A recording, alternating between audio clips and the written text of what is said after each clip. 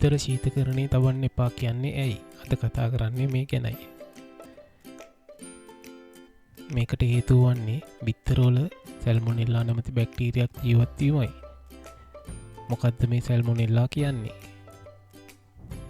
Salmonella කියන්නේ කුකුල් අසූචි සමග බිත්තරේ පිටත ආවරණයේ රැඳී පවතින බැක්ටීරියා විශේෂයක්.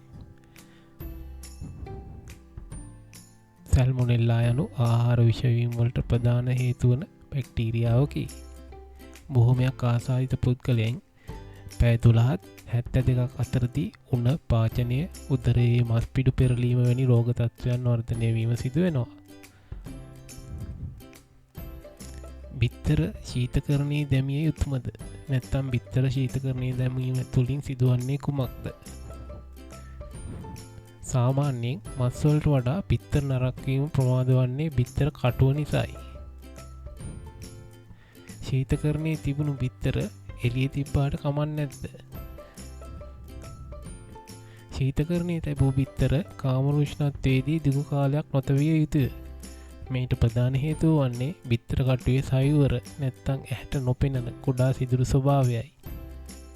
වායුගෝලයේ ජල වාෂ්ප ඝනීභවනය වී ජල බිඳු බිත්තර කටුව පුරා පැතුරුණු විට කටුවේ කුඩා සිදුරු හරහා බැක්ටීරියා ගමන් කිරීමට පහසු වෙනවා. මේ කාරණේ නිසා තමයි බිත්තර ශීතකරණයේ දොරේ තැබීම සිදු කිරීමත් හොඳ නැති වන්නේ.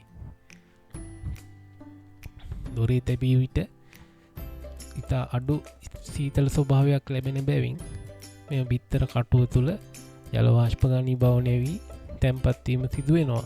එවිට සයුවර කුඩා සිදුරු තුළින් මෙම බැක්ටීරියාවට ඉතා පහසුවෙන් බිත්තරේ තුළට ගමන් කිරීමට හැකි වෙනවා.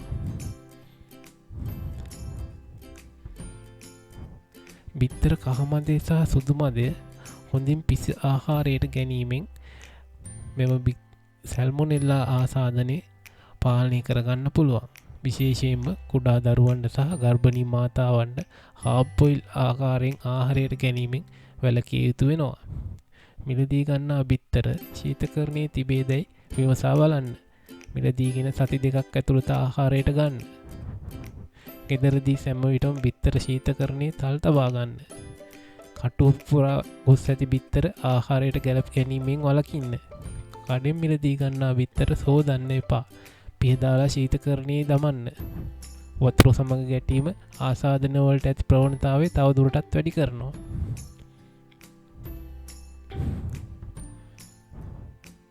ඉතින් අද